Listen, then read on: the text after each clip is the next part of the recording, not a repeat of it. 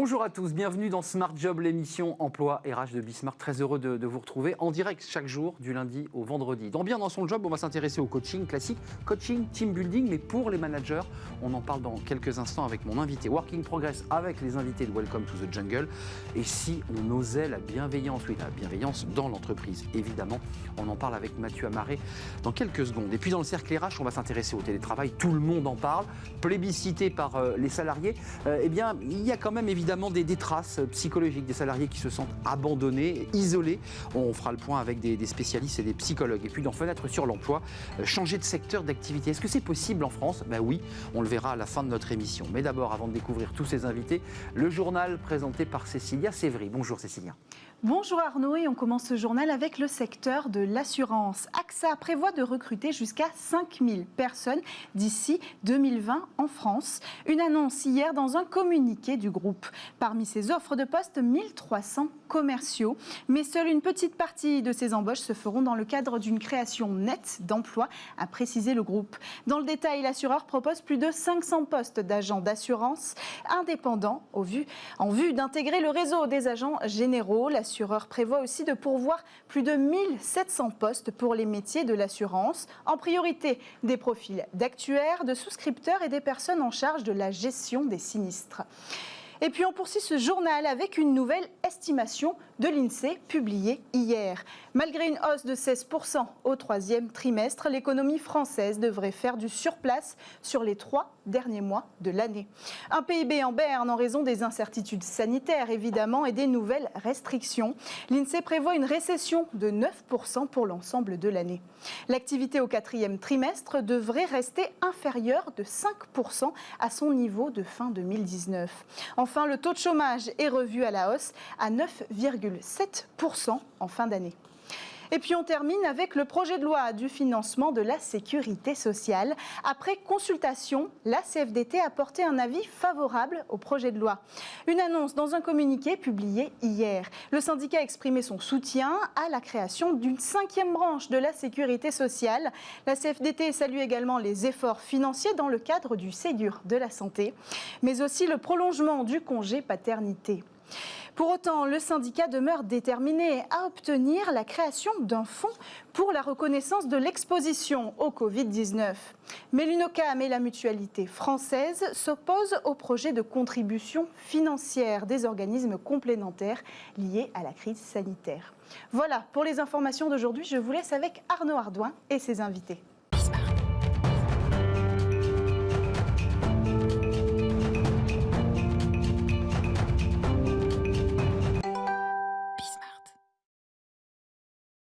Notre première rubrique, bien dans son job. On parle du coaching, mais pas seulement d'ailleurs. On parle du coaching, du team building et de l'accompagnement des managers.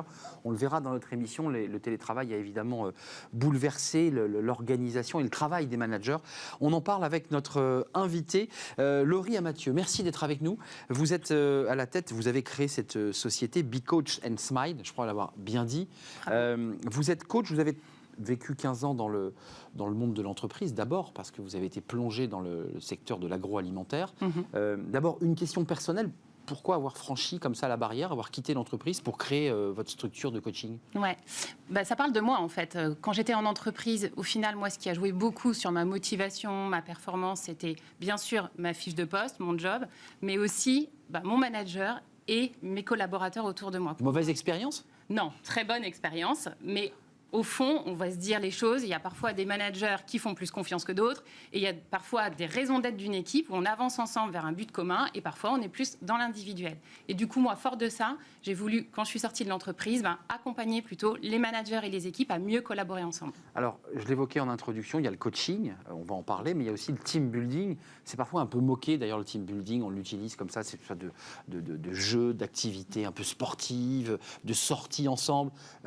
C'est important ou pas team building, d'abord pour commencer, c'est pas que du ludique, c'est pas que du bonheur, c'est aussi quoi, on lie les équipes avec ça. Ouais, vraiment le team building c'est important, enfin c'est complémentaire du coaching, hein. On n'est pas sur deux activités différentes, voire parfois on fait la même chose, enfin les deux activités sur la même journée. On peut avoir une journée où on travaille en coaching d'équipe matin ou toute la journée.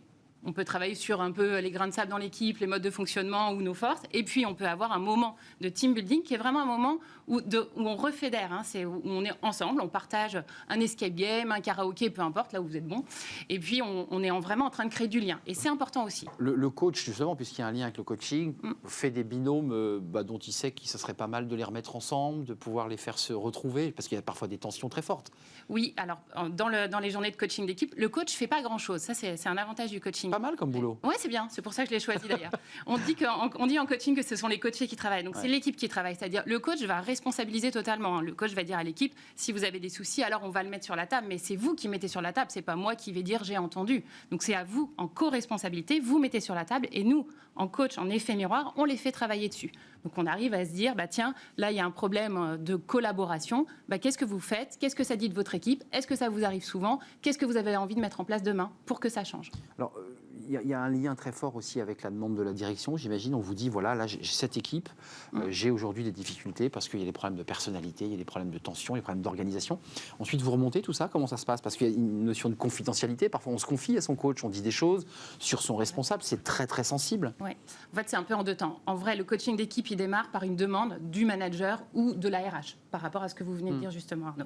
Après, on peut interviewer les collaborateurs, c'est ce qu'on fait en coach, en tant que coach d'équipe, on interviewe un peu avant les collaborateurs, dites-moi, racontez-moi. Là, c'est confidentiel, on ne le partage pas. Ça, c'est important. C'est important pour les collaborateurs, sinon ils ne partagent pas la réalité de leur quotidien et c'est pas très intéressant. Ils ne disent rien, quoi, en un mot. Ils ne disent rien. Donc là, on est en confidentialité et ça, on ne le restitue pas ni au manager, ni à l'entreprise, ni au RH. Par contre, ce qui se passe après dans la journée de coaching d'équipe, il y a toujours le manager qui est présent, c'est important. Une journée de coaching d'équipe, c'est le manager et c'est N-1. On ne fait pas une journée de coaching d'équipe qu'avec les N-1, parce que la place du manager, elle est clé dans une équipe, vous le savez bien. Et à vous de la replacer. On travaille ensemble. Et vous le replacez aussi, ce manager, parce que c'est un travail sur l'équipe, mais sur le manager. C'est de lui dire, là, t'étais pas assez proactif, t'es pas intervenu, par exemple. Oui, c'est des en live, ou vous laissez la journée passer et c'est après que vous le prenez en tête-à-tête? Alors, ce qu'on fait en live, ce qu'on dit qu'on fait en live en tant que coach, c'est qu'on observe des choses, donc on partage les observations. J'ai observé que pendant cette séquence-là, tu étais en retrait. Y a-t-il une raison à ça? Et ça, on peut le faire, parce que c'est intéressant de voir aussi que l'équipe voit comment on peut confronter positivement son manager. Mais vraiment, on est en observation et en question ouverte.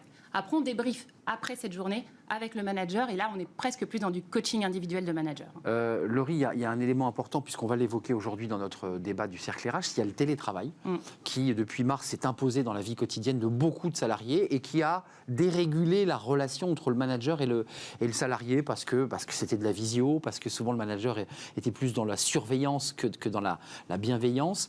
Comment vous faites là, dans ce nouveau paradigme? Alors, j'ai envie de dire deux choses. D'abord, pour les managers, c'est vraiment pas simple, je trouve, d'être manager. Et je pense qu'il faut le redire, parce qu'on a tendance toujours à dire à mon manager, mais il y a une responsabilité aussi des collaborateurs. Ouais, c'est vrai. Je prends ma place, je suis adulte, et aussi je peux partager des choses avec mon manager. Donc, pareil, en situation de confinement, qu'est-ce qui s'est passé? Voilà.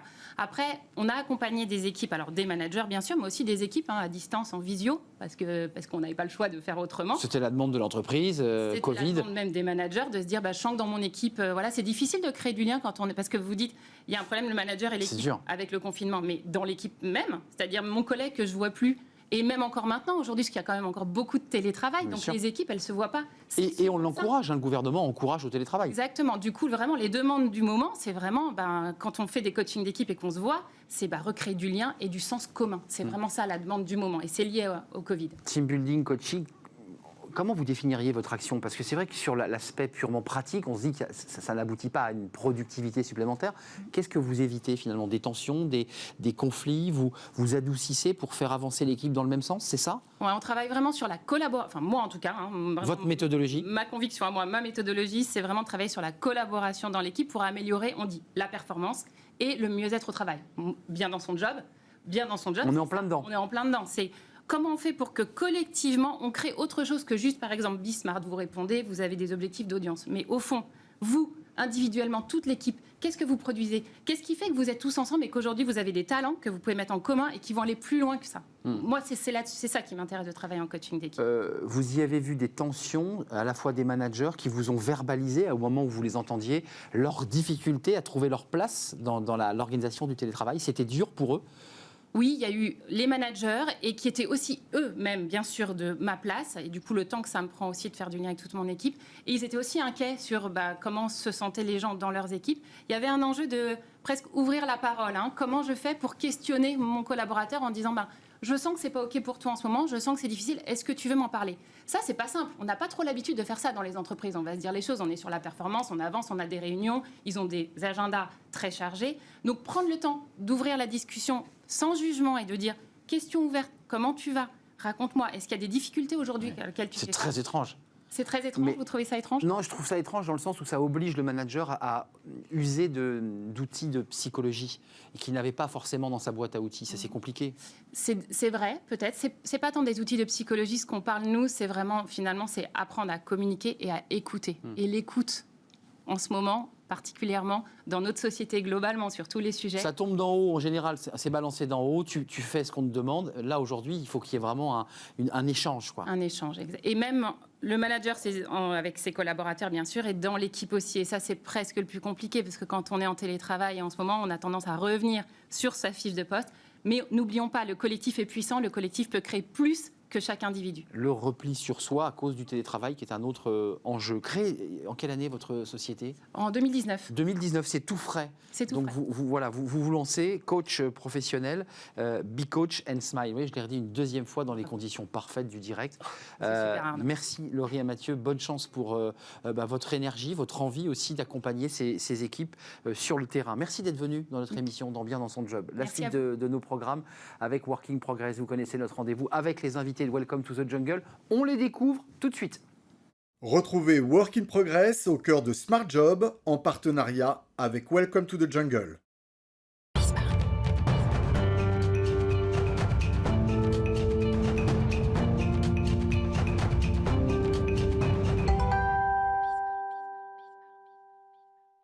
Working Progress, vous avez vu, il y a un lien entre bien dans son job. On vient de parler avec un coach sur l'idée qu'il fallait améliorer, fluidifier les relations entre les managers et les équipes. Mathieu, là, on va encore plus loin. On parle de bienveillance. On fluidifie l'émission, on parle de bienveillance. Et ce n'est plus à prouver, Arnaud, la bienveillance, cultiver la bienveillance au travail, s'avère bénéfique sur bien des points. Moyen préventif des risques psychosociaux, levier d'augmentation de la productivité, mais aussi facteur de diminution de l'absentéisme et du turnover. Les entreprises auront en fait tout intérêt à mettre en place ce cercle vertueux, mais comment l'incarner au quotidien ? C'est vrai. Et comment en faire un état d'esprit partagé par tous? C'est ce que nous allons voir avec notre invitée, Christine Albaré. Bonjour. Christelle, pardon, excusez-moi. C'est sympa aussi, Christine. Hein. Christelle Albaré, pardon, C'est excusez-moi. Christelle Albaré. C'est écrit sur votre livre d'ailleurs. Oui, c'est vrai. Vous êtes psychosociologue et coach mental. Oui. Vous êtes rompu à l'exercice télévisé puisque vous intervenez tous les jours dans l'émission de Faustine Bollard. Ça commence aujourd'hui sur France 2. Mais pour ce qui nous intéresse aujourd'hui, vous avez surtout publié un ouvrage en 2020 aux éditions Diathéno intitulé « Et si on osait la bienveillance au travail ?» qui se lit comme un manuel d'apprentissage. Il y a des conseils pratiques, il y a des exercices. C'est illustré pour que les sujets en face, pour que les lecteurs soient sujets et acteurs de cette bienveillance-là. C'est ça. Cette bienveillance, Christelle, on entend beaucoup ce mot-là. Je crois que depuis quelques années maintenant... Il a été élu le mot de l'année en Exactement. 2018. Exactement. Moi, ma première question, elle est toute simple. Ça recouvre une notion de qualité de vie au travail, mais en quoi consiste-t-elle vraiment et de quoi on parle quand on parle de bienveillance au travail? La bienveillance au travail, je pense que c'est à la fois une façon de penser, une façon de se comporter et c'est une attitude de vie. En fait, il n'y a pas de passerelle entre la bienveillance au travail et la bienveillance dans la vie de tous les jours, en réalité. Que ce soit quand vous prenez le train, que ce soit quand vous êtes dans une réunion avec des équipes, la bienveillance, elle s'applique à tout. D'accord, mais C'est comment une distinguer éthique. de la politesse? C'est presque, et j'adore, merci, c'est exact ça. C'est une éthique. On est dans une éthique, c'est-à-dire qu'en fait, par contre, on n'est pas tous équipés forcément de la même façon en Exactement. bienveillance, d'accord?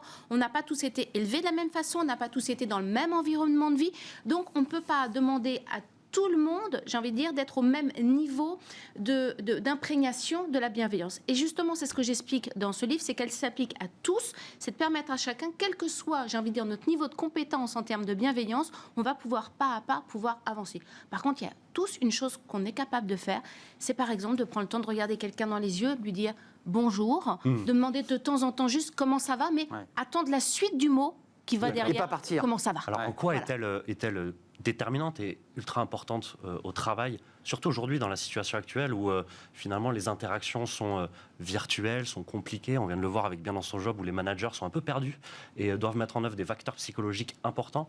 En quoi est-elle La bienveillance, je crois encore plus aujourd'hui, elle va être un véritable vecteur de sérénité. Et en ce moment, on en a besoin.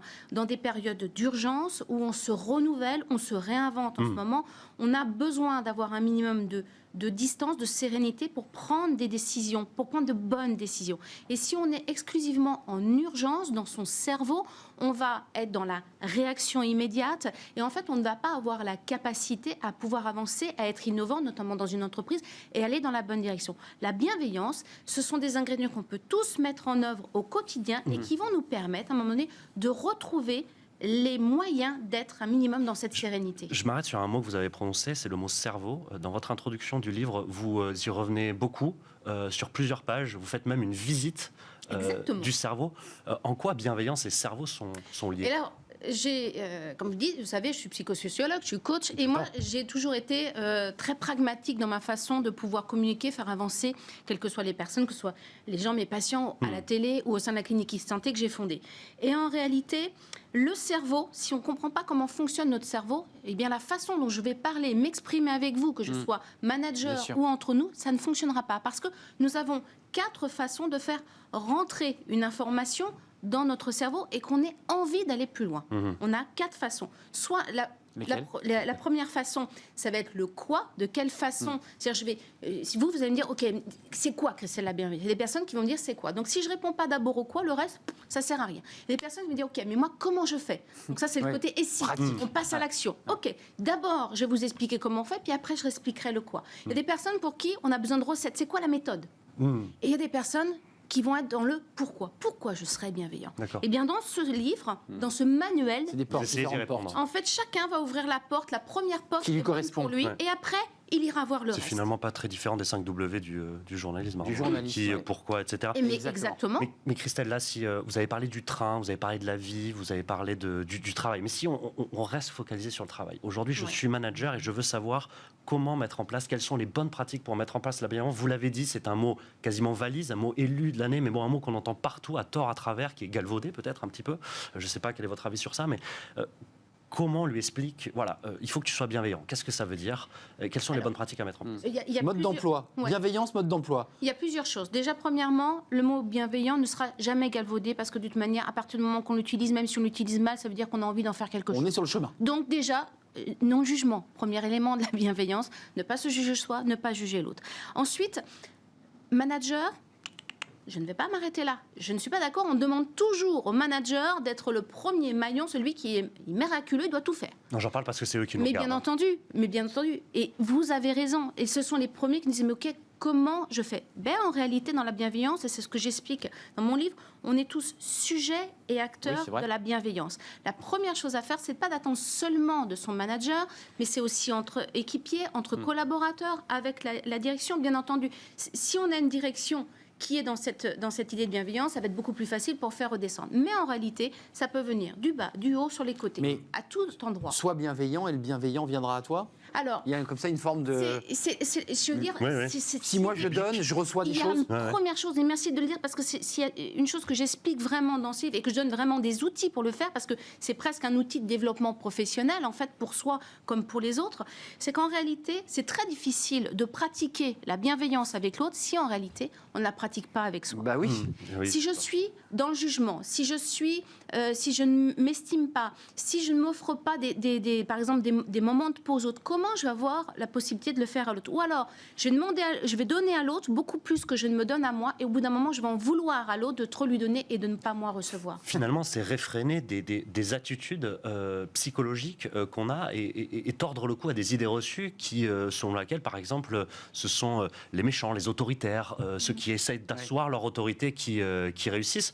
Et alors, je vais vous donner raison, et c'est une actu, c'est une étude de l'université américaine de Beckerley qui vient de publier ces résultats, qui nous indique qu'après avoir travaillé 15 ans sur des managers, nous explique que c'est pas forcément les méchants qui réussissent, c'est aussi les gentils, en fait, ce qu'on appelle les bienveillants, arrivent en fait à des postes ou à autant de postes que ceux qu'on considère comme je crois qu'en réalité, parce que le mot bienveillance dans la colonne vertébrale que j'ai donnée de la bienveillance en 13 points, j'ai volontairement pas utilisé le mot gentillesse parce que je pense qu'on est surtout dans l'entreprise, on n'est pas forcément à cet endroit-là. Par contre, en réalité, ceux qui réussissent et ceux qui réussiront demain, ce sont qui ont une réalité de conscience humaine, ceux qui ont une vraie conscience de l'autre. Là, par contre, oui, l'intelligence collective, l'intelligence émotionnelle, tout ce qui est de l'ordre de pouvoir être dans la performance, l'innovation, passe par une vraie conscience de l'autre. Si je sais comment je fonctionne, si je sais comment fonctionne l'autre, en fait, ça va se passer tout simplement. C'est comme apprendre d'une certaine manière à conduire l'être humain, un peu plus. Encore un mot intéressant, vous avez parlé de performance, permettez-moi un petit pragmatisme.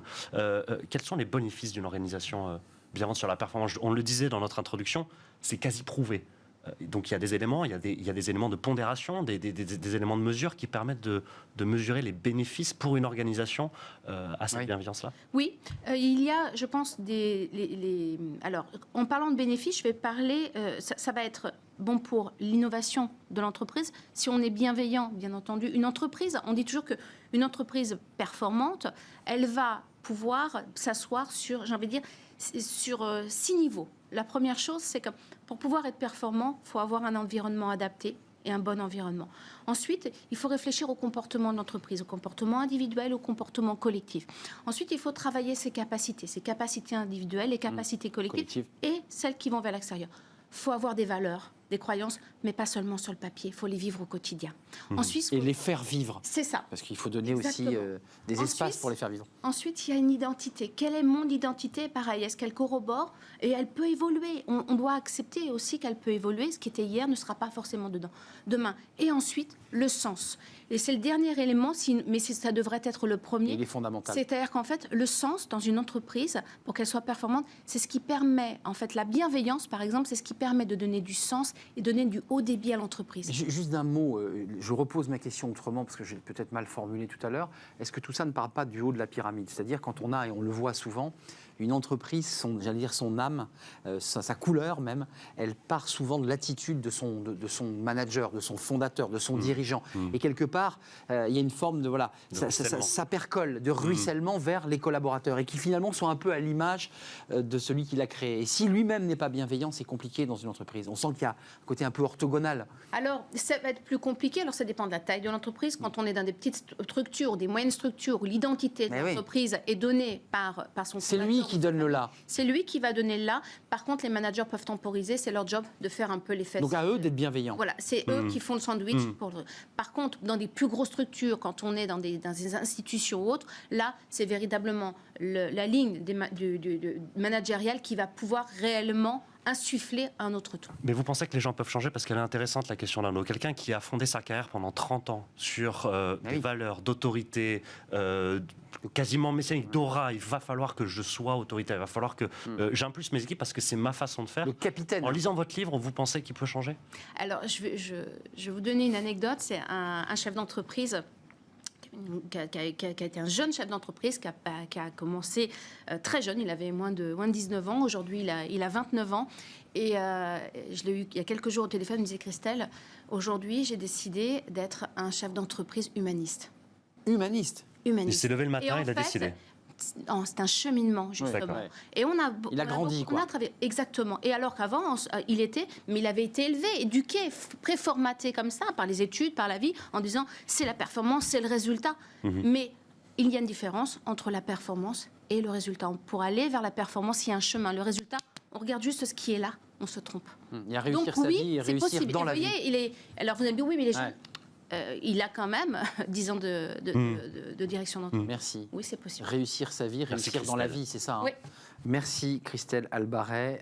Et si on osait la bienveillance au travail, vous avez mis un point d'interrogation avec une préface de Faustine Bollard, et c'est chez Diathéno. Merci à Mathieu, merci à vous merci Christelle. Beaucoup. Je me sens bien, on était bien. Ah, voilà, soyez bienveillants. Pour la journée, alors. Soyons bienveillants. Ça marche. Absolument. La suite de nos programmes, c'est tout de suite, vous connaissez, c'est le Cercle RH. On fait une courte pause et on se retrouve juste après pour parler du télétravail et des risques psychosociologiques. C'est un autre sujet connexe au télétravail. On en parle avec des experts dans quelques instants. Restez avec nous.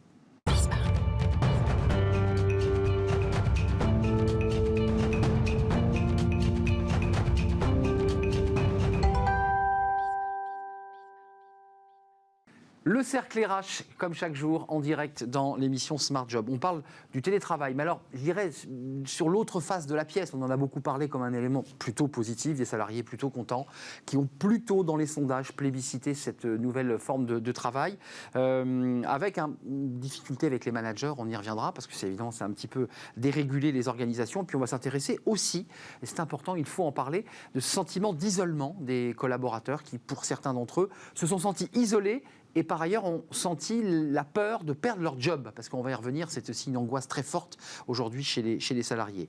Avec moi, Nicolas Mazet, merci d'être avec nous, d'avoir répondu à notre invitation.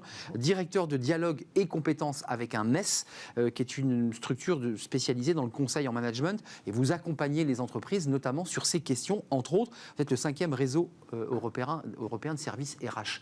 Donc vous avez évidemment un spectre très très large et beaucoup de clients. Merci d'être avec nous. On reviendra sur votre étude, parce que vous avez évidemment sondé les cœurs sur cette relation au travail pendant le Covid. Damien Pouillange, merci d'être là. Bonjour. Vous êtes psychologue, doctorant en psychologie interculturelle, consultant chez Cardam, et on va commenter l'étude Cardam, qui est une très grosse structure, une étude justement qui, elle aussi, alors c'est pas un sondage fait par un institut, c'est une enquête avec un panel de 2970 personnes, près de 3000 personnes interrogées sur comment ont-ils vécu ce Covid, comment l'ont-ils traversé. Enquête intéressante, on va la commenter. Christophe Nguyen est avec nous. Bonjour Christophe, psychologue du travail et des organisations. Vous êtes le président du cabinet Empreinte Humaine. Vous allez nous dire, vous qui regardez l'émission, mais vous réinvitez Christophe Nguyen. Oui, on réinvite Christophe Nguyen parce que vous étiez venu au tout début du confinement, la chaîne démarrait, l'émission démarrait, on s'était dit on va se revoir pour savoir ce qui s'est passé. Je vous donne la parole, tiens. Il s'est écoulé presque 6 mois. Vous étiez venu nous dire attention, il peut y avoir des risques. On était dans le attention, il peut y avoir des risques. Est-ce que là, maintenant, 6 mois après, vous avez, je dirais, un tableau de bord qui vous fait dire que le télétravail peut effectivement provoquer des dérèglements, voire des risques psychosociologiques? Alors oui, ce qu'on a montré aussi via aussi différentes études scientifiques avec Opinionway, c'est que c'était pas tant le télétravail qui pouvait représenter un facteur de risque psychosocial en tant que tel, mais les conditions dans lesquelles on exerçait ce télétravail. Alors, hormis effectivement la période où on avait les enfants confinés, on ne pouvait pas sortir, obligatoire, là c'est obligatoire, forcé, sans les outils et avec, on va dire, un appauvrissement de tous nos distractions, ce qu'on appelle aussi nos facteurs de protection mentaux, qui font que quand même on peut séparer la vie pro. Tous mélanger. Il y a eu une période très compliquée pour les télétravailleurs, mais qui n'était pas forcément liée à ce mode d'organisation spécifique. Il y a eu le déconfinement et on a réalisé aussi une enquête fin mai en tant que telle, et on en fait une autre actuellement. Et ce qu'on a vu, c'est que c'était pas tant aussi ces conditions finalement, parce que les taux de détresse psychologique étaient élevés et qu'il y avait des risques en tant que tels sur la santé mentale, mais qu'il y avait un problème d'organisation aussi, parce que finalement il y avait des tâches qui étaient très répétitives. On n'avait pas pensé finalement le télétravail. Les gens disaient pour 60% quand même des télétravailleurs, ce que je fais est répétitif et monotone. Mais ils le faisaient déjà avant, hors confinement ? Alors, moi, je vous donne un exemple. Qu'est-ce qui a provoqué ce choc ? Voilà, mais justement, je vous donne un exemple très concret. C'est une directrice marketing, je donne souvent cet exemple, qui faisait du web marketing et qui était très contente de son boulot avec ses collègues, avec ses managers. Elle y allait tous les jours. Et du jour au lendemain, s'est retrouvée à faire la même chose, mais derrière un ordi, tous les jours. Et s'est posée avec cette crise aussi de sens. Une forme de lassitude, en fait. Une lassitude et surtout un questionnement en se disant, parce que c'était un moment confrontant et introspectif, de se dire, mais à quoi je sers? Est-ce que je fais vraiment à faire du marketing pour vendre des chaussures? Est-ce que c'est vraiment utile au monde? Et du coup, elle a démissionné. Elle s'est rendue compte que c'est pas ce qu'elle voulait pour faire autre chose et devenir prof. Vous soulevez effectivement le phénomène Covid au-delà du problème de table, de bureau et d'enfants dans les pattes, comme on dit. C'est aussi la quête de sens. Est-ce que Nicolas Mazet, chez Dialogue et Compétences, vous êtes avec ce tableau de bord aussi des 6 mois d'observation. Vous dites, ça va bien plus loin que j'ai mal au dos, je me sens un peu triste. C'est plus profond que ça, le télétravail. Ça percute plus profondément. Alors, le sujet du sens au travail, on l'a depuis, on l'explore depuis 1 an et demi, 2 ans chez Dialogue et Compétences, au travers d'une première étude qu'on a faite l'année dernière sur, c'était pile poil il y a 1 an, sur les réseaux sociaux, qu'on a appelé le sens et valeurs au travail.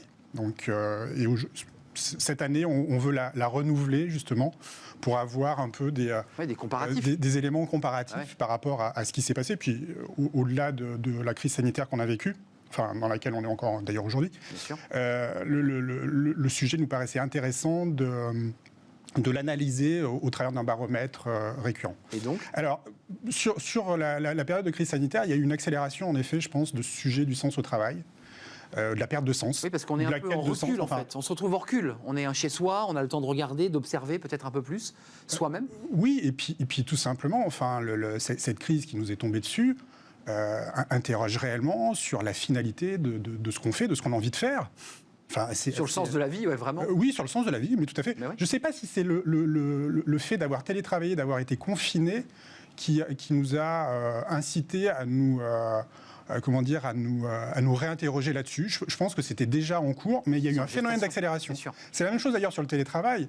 Le télétravail, on voit, c'est une modalité de travail qui était en train de s'installer petit à petit, tranquillement. Il n'est pas né avec le Covid, on est d'accord. C'est pas né avec le mais Covid. Ça l'a accéléré, ça l'a accéléré. Ça l'a accéléré, et on peut presque se dire qu'il y a une réaccélération encore là à nouveau, avec cette, si vous me permettez le terme, cette injonction en fait du gouvernement. Qui repartez au télétravail. Ouais, si vous pouvez favoriser le télétravail, voilà, une forte incitation. Voilà. Le Premier ministre, le ministre de la Santé, le ministre, tout le monde dit si vous pouvez rester chez vous. Globalement, c'est ce qu'on nous dit. Ouais. Est-ce que vous êtes sur la même ligne? L'étude Cardam, elle est plus récente, elle était sous embargo jusqu'à hier. Elle est toute fraîche, comme on dit, avec des histogrammes sur cette relation avant Covid, au télétravail, puis la relation après Covid. Qu'est-ce que vous en tirez, vous qui êtes psychologue, qui vous intéressez justement à cette question? On est rentré dans le vif du sujet. Il y a un débat d'organisation, de mode de vie, puis il y a un débat très profond là qui doit interpeller le psychologue. Ça interpelle nos sens sur ça sert à quoi de travailler, pourquoi je travaille, est-ce que c'est ça que je veux faire, voilà, on se repense. Donc c'est profond ce qui s'est passé quand même. Certes, effectivement. Alors déjà, petite précision concernant l'étude, nous on a travaillé sur l'impact du confinement sur le travail distanciel. Donc par conséquent, c'est un système qui est complexe et on ne peut pas séparer juste le télétravail et isoler le confinement. Voilà, les deux sont ensemble. Bien sûr. Concernant la quête de sens dont vous parlez, oui, effectivement, c'est quelque chose qui est déjà en cours depuis bien avant le confinement. On a vu déjà David Graeber qui nous parlait des bullshit jobs. Oui. Donc ça, c'est effectivement quelque chose qui est déjà en place. Le confinement a été un catalyseur, oui. Il a été un catalyseur parce qu'on s'est retrouvés à la maison et on s'est dit qu'est-ce qui se passe au niveau de mon travail. Alors certains l'ont très bien vécu, surtout les personnes qui n'avaient jamais fait de télétravail auparavant. Ouais. D'ailleurs sur notre étude, on a 75% de personnes qui nous disent non, moi j'ai jamais fait de télétravail ou alors très rarement. Et ces personnes-là sont d'ailleurs ceux qui ont le plus haut score de satisfaction concernant tout ce qui va être de l'ordre de la motivation, ce qui va être de l'ordre de la productivité, la performance perçue. Donc oui, effectivement, ça rentre en ligne de compte. Parce que ça provoquait pour celle-là, en tout cas, un bien-être d'être dans son environnement personnel, parce qu'on y dégageait un quart d'heure pour faire une petite marche, de prendre un café librement, de ne pas avoir le bruit de l'entreprise. On a aussi beaucoup entendu l'environnement du bruit, le stress au travail et le transport, et on se retrouvait dans le bonheur. Pour les autres, il y a eu quoi comme je dirais, comme dérégulation intérieure du télétravail? Alors, au niveau de la dérégulation, on a vu essentiellement le lien à l'équipe, en fait. Le lien à l'équipe, voilà. On est seul? Alors, non, pas tout à fait.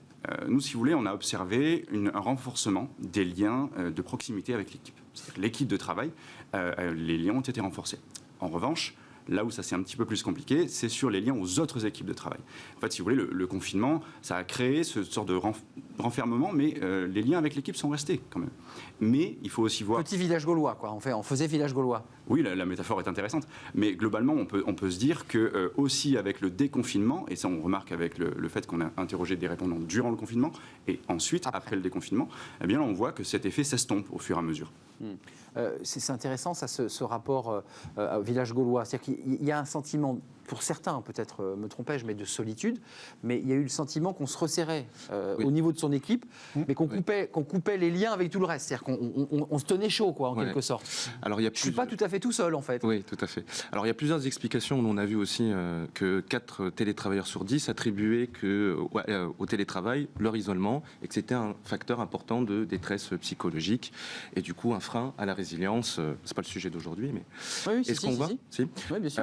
Et donc, un des vecteurs de résilience, qui est, on va dire, une issue par rapport à la détresse psychologique que peut causer un choc, que représente une crise sanitaire, un confinement, etc., et une peur sur l'économie, c'est le resserrement des liens, le soutien social. Donc ça, il a été très fort. Et là où, à un moment pendant le confinement, il y a eu un appauvrissement de nos liens sociaux hors travail, même s'il y a eu beaucoup de Zoom familiaux, etc., c'est justement que le travail, finalement, pour une fois, enfin, à l'inverse de ce qui a tendance, voilà, suppléait et prenait en compte, on va dire, la vie personnelle des gens. C'est la DRH qui faisait le café le matin. Mais oui. Mais combien de managers ont adapté des réunions par rapport aux contraintes familiales des personnes? Donc, par exemple, ça a été... Ça, c'est un peu très nouveau, apprécié. ça. Ça, c'est nouveau. La réunion à 17h30 quand on va chercher l'enfant à l'école, c'est quand même compliqué, quoi. Voilà. Et des réunions avec les enfants dans les pattes, avec tout le monde. Voilà. Donc ça, c'est quelque chose de formidable. Et je pense qu'il faut s'appuyer là-dessus pour développer et réfléchir à un nouveau télétravail, à une nouvelle plus pérenne, un nouveau mode de fonctionnement. Et surtout, ça correspond aussi à des nouvelles attentes des salariés. On a vu dans les crises de sens, crises de valeur, aussi de nouvelles attentes. Les salariés qui disent l'équilibre des vies, maintenant, c'est ma première source d'engagement. Ça, c'est clair. Et donc, il y a une prise de conscience. Et les retours en arrière un peu brutaux, forcément, se heurtent à ces nouvelles attentes. Et il peut y avoir du désengagement, de l'incompréhension. Et une crise de sens supplémentaire en tant que telle. Mais justement, ce qui est très intéressant dans ce phénomène du télétravail, c'est qu'il y a eu un plébiscite des salariés, un engagement fort, et à travers des études, notamment celle de la NDRH, où on voyait un engagement fort et une productivité qui n'avait pas baissé. Et puis on a eu un léger reflux des entreprises qui ont dit attendez, on va pas tous faire, on va pas faire du full remote tous. Vous allez revenir à l'entreprise, donc ça veut dire reprendre les transports en commun, ça veut dire de nouveau se fatiguer, ça veut dire perdre des espèces de routines qui s'étaient installées avec un environnement. C'est pas bon, ça. On a l'impression qu'on est sur une ligne de crête. On a fait, une phrase à la mode, ça. C'est très à la mode. Vous avez regardé Quotidien, vous, hier. C'est ça. Mais j'ai fait exprès. Je voulais savoir si vous avez regardé l'émission. Vous l'avez regardé. J'aurais pu dire Chemin de crête aussi. J'ai remarqué. On a fait des études de retour d'expérience sur le télétravail dans quelques organisations, dont une qui est assez intéressante. C'est un réseau d'agences dans le secteur des services.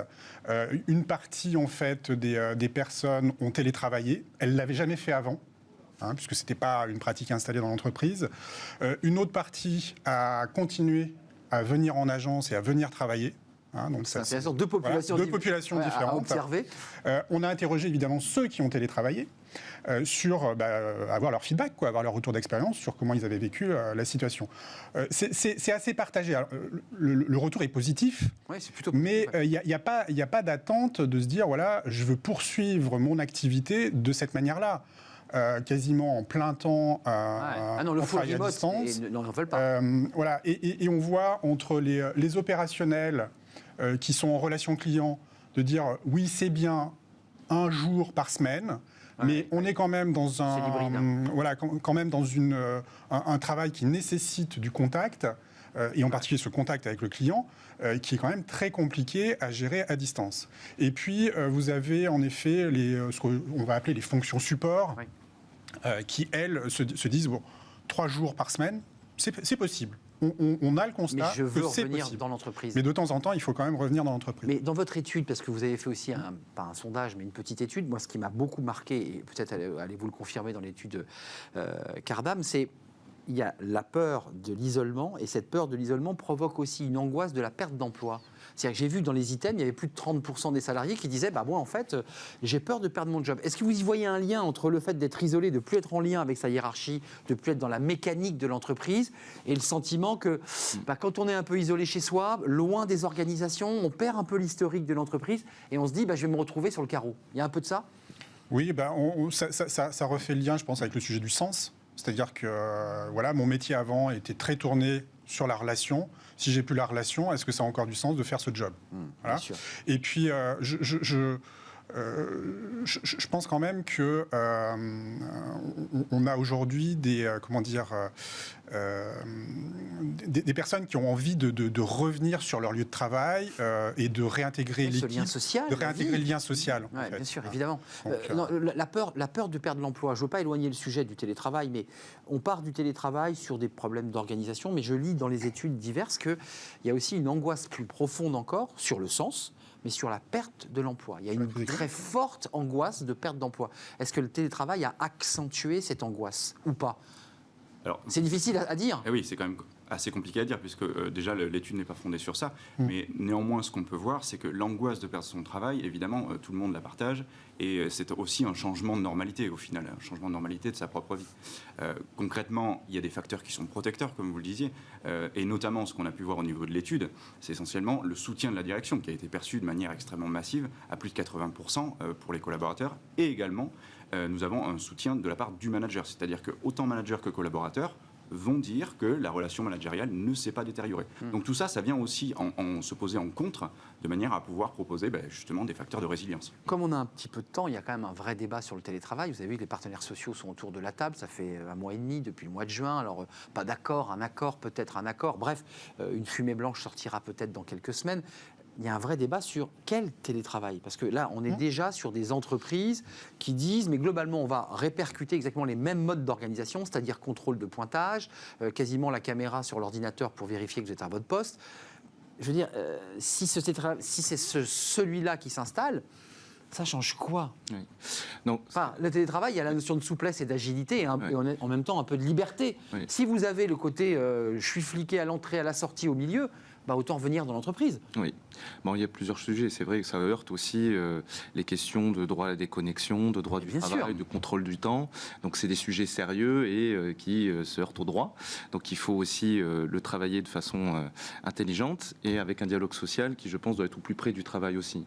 Parce que les managers, et on l'a vu pendant le confinement, qui pouvaient ajuster, adapter, et une équipe de proximité qui pouvait effectivement accepter qu'une mère de famille ou qu'un manager s'occupe des enfants de telle heure à telle heure et qui reprend ses mails à 22h parce que c'est plus efficace pour lui, parce qu'elle est engagée, ça maintient son équilibre psychologique, et c'est OK pour tout le monde. Et ça peut se heurter effectivement ça va à un se cadre heurter. rigide. Et c'est là où il y a l'importance du vrai dialogue social de proximité. Non, je vois réagir, parce que si c'est du télétravail juste plaqué, où vous êtes chez vous mais dans les mêmes conditions, c'est plus vraiment le télétravail dans son esprit. Le contenu du travail du manager, il est en train de là aussi de s'accélérer dans sa modification, dans les modifications profondes qu'on voyait depuis pas mal d'années. Je vais éviter de vous associer le manager avec directif, participatif. Mais le fond du travail managérial, il est en train de se modifier. Il est bouleversé. Oui, il est bouleversé parce que le manager, c'était quand même le contrôle. Et là, je vérifie ton boulot. Là, ça bouge quand même. Ça bouge quand même grandement.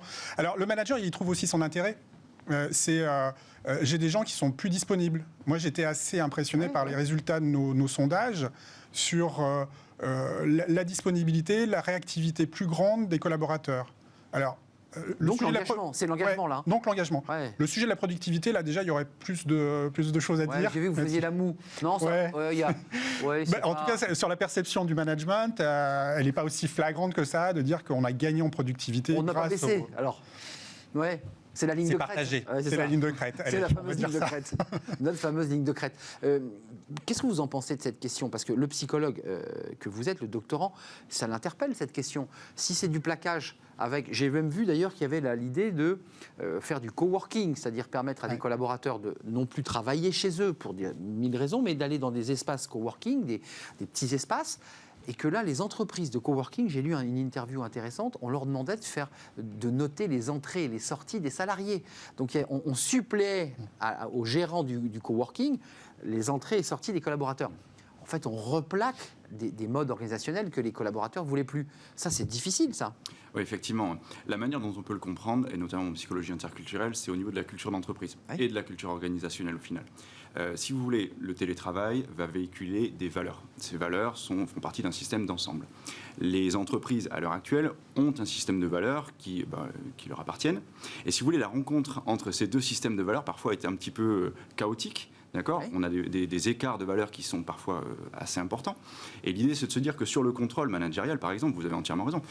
Avant, on avait le lieu physique pour dire je peux contrôler, j'ai mon bureau en plein milieu. Il est là, j'ouvre la porte, je le vois. Exactement. Et maintenant, si vous voulez, certains managers ont pu faire montre d'une perte de contrôle du fait de l'empêchement de la discipline. Il ne va pas avoir 20 écrans d'ordinateur allumés pour savoir si son collaborateur est parti, rentré. Il y en a qui le font, j'ai vu. Oui, il y en a qui le font. Mais je pense que j'ai pas vu ça. C'est incroyable. C'est-à-dire un contrôle. Assister à une sorte sorte de mutation des valeurs culturelles. C'est-à-dire que là, le télétravail va venir pousser un petit peu au management, à la confiance, il va pousser à l'autonomisation et la responsabilisation du collaborateur, et donc par conséquent aussi du manager. Donc je pense qu'il y a tout un ensemble qui va se mettre en place. Damien Pouillange, on revient en arrière, c'est comme l'élastique, quand on le tire, il ne revient jamais exactement à l'endroit d'où il est parti, c'est-à-dire qu'on a enclenché un processus, et là, globalement, on est en train de partir vers plus de liberté, ou alors est-ce que les entreprises se crispent et disent, écoutez, non, nous, on ne peut pas continuer comme ça, on revient comme avant, c'était mieux. Enfin, je ne sais pas. Il y a une crispation. Il y a une crispation, on est d'accord, on le sent. Elle est normale, j'ai envie de dire. Elle est logique, puisque on sent que la période est complexe, d'accord.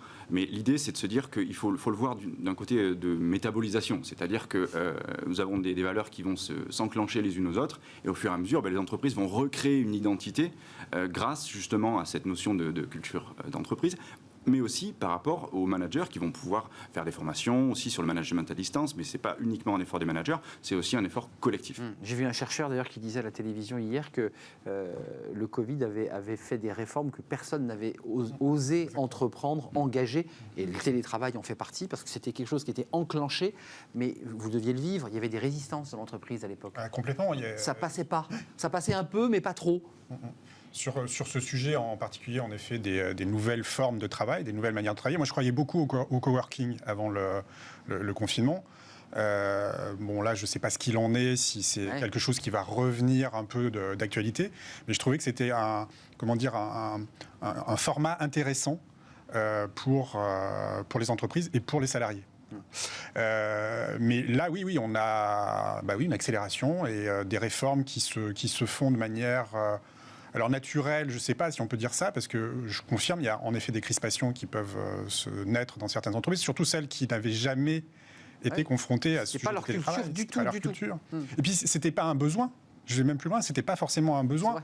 Quand vous êtes sur de la relation client au quotidien, c'est pas possible. Alors, c'est pas possible, sauf qu'il a fallu le faire. Sauf que là, il a fallu le faire, et que demain, c'est ce qui nous pend entre guillemets au nez. C'est-à-dire que les clients vont vous solliciter de plus en plus. Sur des amplitudes très larges. Oui, sur une relation à distance. À distance. C'est-à-dire, non, venez pas chez moi, on fait ça par le client Skype, est lui-même un salarié Zoom. En télétravail, si je peux me permettre. Il n'est pas que client, il est lui-même soumis à des règles de télétravail.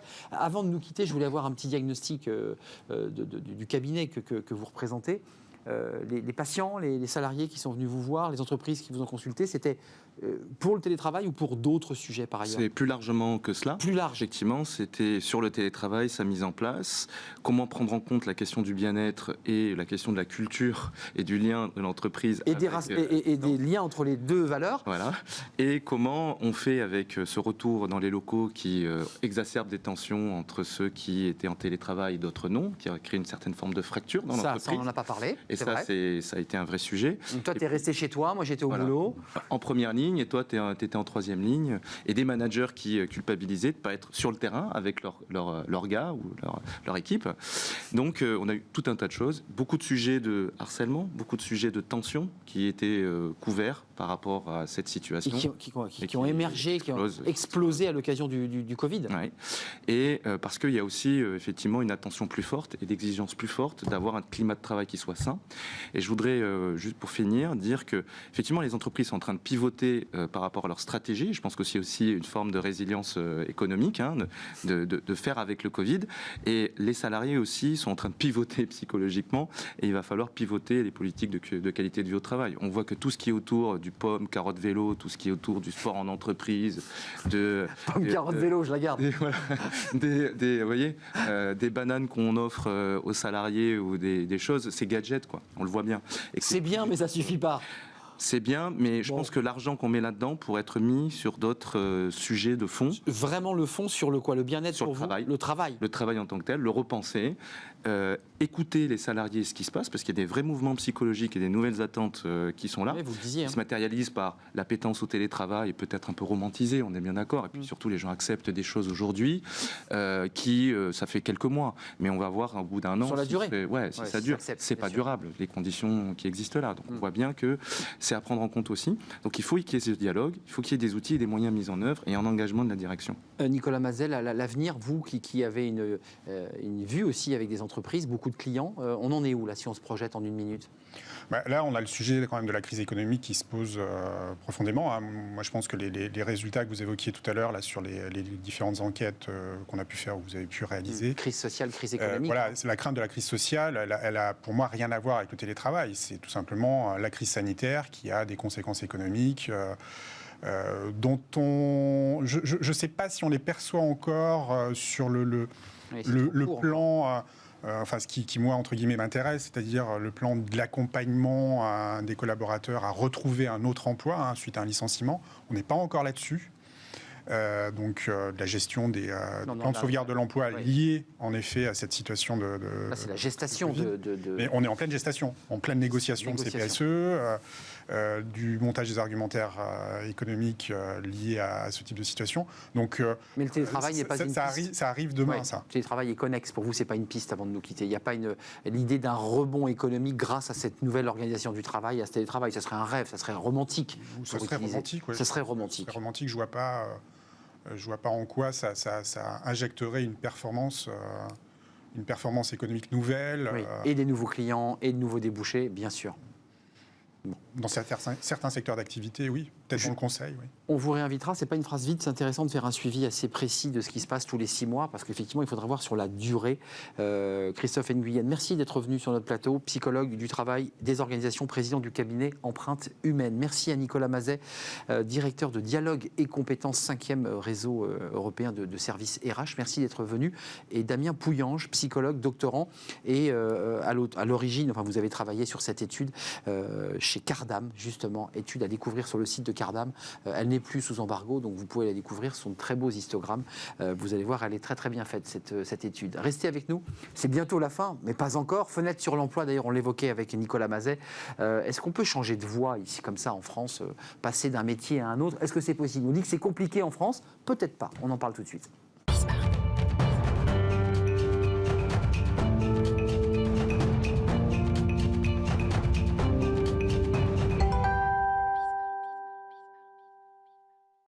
Fenêtre sur l'emploi, changer de secteur d'activité en France, est-ce que c'est mission impossible? Peut-être pas. Julien Morisson, merci d'être avec nous. Vous êtes fondateur du cabinet BI. On ne dit pas BE, c'est non, c'est BI, tout à fait. BI. Il y a beau. Être. C'est beau. Oui, bien sûr. Être ou ne pas être, d'ailleurs. Une personne sur 5 entre 2010 et 2015 a changé de métier. Oui. C'est beaucoup ou pas?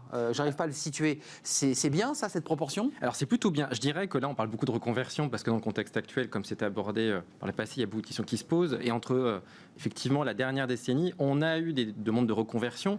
La particularité de cette période-là, en tout cas, entre 2010 et 2015, c'est que ça concernait principalement des CDD, des personnes qui étaient en situation d'intérim et généralement des non-cadres. Et là, on voit en fait, depuis un an et singulièrement durant cette année, qui est comme une année assez folle. Le sens, on en parlait. On cogite. Exactement. Le sens au travail devient un élément prépondérant et on voit que de plus en plus de personnes souhaitent initier une démarche de reconversion. On parle d'une personne sur 5 qui a initié cette démarche. Alors, initier, ça veut dire quoi? Ça veut dire qu'elle remplit un papier, elle envoie une lettre au Père Noël? C'est quoi initier? Alors, initier, il y a plusieurs choses. Initier, c'est soit je commence avec un bilan de compétences, par exemple, ou je vois un coach, ou je m'inscris à des MOOC pour être formé, ou je commence en tout cas à regarder autre chose ailleurs. C'est une démarche active. Donc c'est une démarche, et ce qui est quand même, je dirais, une vraie différence jusqu'à présent, on est plus actif de sa carrière et on essaie d'anticiper les choses en attendant que l'entreprise décide un peu à sa place. Mais la réflexion que vous portez sur le fait de changer de métier et souvent de changer de vie, c'est une réflexion intérieure ou c'est parce qu'on a anticipé que le secteur d'activité dans lequel on était en très grande difficulté et qu'il fallait vraiment anticiper le coup avant de se casser la figure? C'est quoi? C'est les deux ensemble? C'est les deux séparés? Alors je dirais que les motivations principales des personnes qui souhaitent changer, en tout cas statistiquement, on est plus dans la quête de sens ou dans un ennui généralement qui arrive. Mais le deuxième point quand même qui ressort aussi singulièrement, c'est le rapport qualité vie professionnelle. On l'évoquait dans le débat. Mais oui. Bien sûr, le troisième facteur qui va jouer de manière importante, c'est un problème de travail. Donc c'est un licenciement, un burn-out, un bore-out. C'est les 3 facteurs qui vont faire que les personnes vont se lancer dans une démarche de reconversion. Maintenant, ce qui est aussi intéressant de voir, c'est qu'entre les personnes qui ont vraiment initié, c'est-à-dire qui sont... Combien réussissent? Oui. Alors, il y a et le combien et le why. C'est-à-dire qu'il y a des personnes qui réfléchissent... Vous êtes bi, vous êtes why, vous. Vous êtes bi, oui, vous êtes très, très... attention. J'ai pas cassé le have, mais... Non, on peut aller au VAV, si vous voulez. Je dirais que dans les personnes qui ont vraiment initié cette démarche de reconversion, la majorité, c'est essayer d'avoir un métier passion, d'avoir un métier qui a du sens. Et c'est les fameuses reconversions que vous voyez souvent dans les médias, c'est-à-dire des personnes qui sont devenues écrivains, boulanger, qui est une démarche finalement assez citadine. Mais la réalité, elle est un peu plus nuancée. C'est-à-dire que dans les personnes qui sont en réflexion, une personne sur deux, encore maintenant, souhaite avoir une augmentation de salaire. Donc c'est très différent entre les personnes qui sont en réflexion et ceux qui ont passé le cap. Les motivations ne sont pas les mêmes. Et après, quand on rentre un peu plus dans le détail et qu'on se dit, OK, on voit beaucoup de reconversions qui semble-t-il sont assez réussies. En réalité, on va nuancer. C'est-à-dire que oui, dans les changements de métier, il y a une personne sur deux à peu près qui va réussir son changement de métier. C'est le fameux commerçant, c'est le fameux artisan qui se met à son compte. Il y en a quand même 50 qui restent sur le carreau. Il y en a 50% qui ne va pas aller jusqu'au bout de sa démarche. Mais pourquoi ça peut fonctionner? Ça peut fonctionner parce que finalement, si vous avez envie d'être commerçant, moi je serais un mauvais commerçant, mais pour le coup, sur les ouvriers, rien du tout. En tout cas sur les chaussures, en prenant des souliers, je peux y aller, je vais voir mon banquier, il va m'allouer des fonds, je vais voir mon commerce et il n'y a pas de problème. Quand on regarde en revanche le monde de secteur d'activité, et là, c'est pas la même chose. Là, il y a seulement une personne sur 4 qui va réussir à changer de secteur d'activité. Changer de secteur. Changer de secteur. C'est ça. C'est-à-dire, je suis mon directeur marketing retail et je veux devenir directeur marketing dans l'industrie. Là, j'ai 3 cas sur 4 qui ne fonctionnera pas. Pourquoi? Parce que cette fois-ci, il faut parvenir à convaincre un DRH, un CEO, un DG. Et là, le changement de secteur d'activité n'est pas si mécanique. Donc attention, miroir aux alouettes. Parfois, ce que j'appelle un peu la pensée magique, c'est-à-dire il suffit de le vouloir pour réussir. C'est beaucoup plus nuancé que ça et que ça se construit en amont. Et attention aux personnes qui peuvent vous laisser une illusion d'un changement évident. C'est pas comme ça que ça fonctionne dans la vraie vie. Vous en pensez quoi, vous qui êtes resté avec moi en plateau, les reconversions, miroir aux alouettes, romantisme, doux rêve? Alors, il se trouve qu'en effet, depuis le mois de juin, on a un rebond des demandes de bilan de compétences. C'est ça, vous le ressentez dans votre structure. On le constate. Je veux savoir où j'en suis, quoi. Voilà. Oui. Et puis après, sur le sujet de la reconversion, alors il se trouve que je travaille là-dessus depuis 15 ans et que j'ai vu évoluer les choses en effet. C'est fait pour vous rencontrer. Donc. Voilà, dans les plans de, pareil, dans les plans de restructuration, les plans de réorganisation qui impactent l'emploi. Absolument. Vous avez systématiquement en effet des gens qui pensent à se reconvertir et j'ai vu progresser les choses sur les 15 dernières années entre il y a 15 ans, on avait 4-5% de personnes qui pensaient à créer une entreprise lorsqu'ils étaient touchés par un PSE. Ouais, et c'est monté aujourd'hui à 20-25%. Oui, de créer son activité, de se mettre indépendant. Oui, je ne voulais pas poser la question, vous avez raison, vous m'aidez d'ailleurs dans cette interview, vous allez revenir tous les jours m'accompagner. Il y a quand même l'idée de créer sa boîte, il y a quand même l'idée, je suis salarié, je veux créer mon business. On parlait de commerce, mais ça peut être aussi, je peux être travailleur indépendant, je peux monter ma passion, je prolonge... Le fameux métier passion. Exactement. Celui qui va épouser et qui rejoint finalement la quête de sens. On revient au sens. Effectivement, c'est une vraie tendance. Et je dirais que la tendance qui est intéressante, et nous on l'observe aussi au cabinet, c'est les trentenaires. C'est-à-dire que jusqu'à présent, une période encore assez récente, c'est vrai. Il y avait surtout des quadragénaires, quinquagénaires. Là, c'est les trentenaires. Et là, de plus en plus. Ils ont fait 10 ans et ils arrêtent. Exactement. 32, 33. Et l'une des raisons qu'on entend aussi, je ne l'aurais pas forcément parié, mais je dirais que la crise du Covid a amplifié, c'est je veux quitter Paris. Oui, et il y a aussi, une vraie tendance, on l'a vu, je veux aller ailleurs et je veux exercer un métier et je suis prêt à faire des concessions. Après, il faut quand même se préparer, avoir une vraie réalité aussi de marché. C'est tout à fait exact. Important. Cadre emploi nous a souvent apporté des cartes où on voyait l'envie seulement, parce que c'est pas vrai pour tous. Oui. Il y a un désir d'aller à Angoulême, il n'y en a pas beaucoup qui s'y installent pour l'instant, mais il y a ce désir de bouger en tout cas. Merci Julien Morrisson, fondateur du cabinet BI. Merci d'être venu nous éclairer. Vous reviendrez si vous le souhaitez, si vous avez d'autres analyses sur ces questions de reconversion.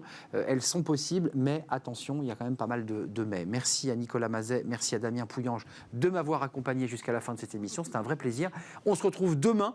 Il y aura le secrétaire d'État en charge justement de la santé au travail et des retraites, Laurent Pietraszewski. Il sera notre invité exceptionnel sur ce plateau. Alors on va avoir beaucoup de choses à se dire évidemment sur la santé au travail, mais sur les retraites aussi, parce que ça concerne aussi les salariés, sujet sensible. Merci à Fanny Griesmer et merci à toutes les équipes techniques qui sont derrière et que vous ne voyez pas. On se retrouve demain, même heure, même lieu. Bye bye.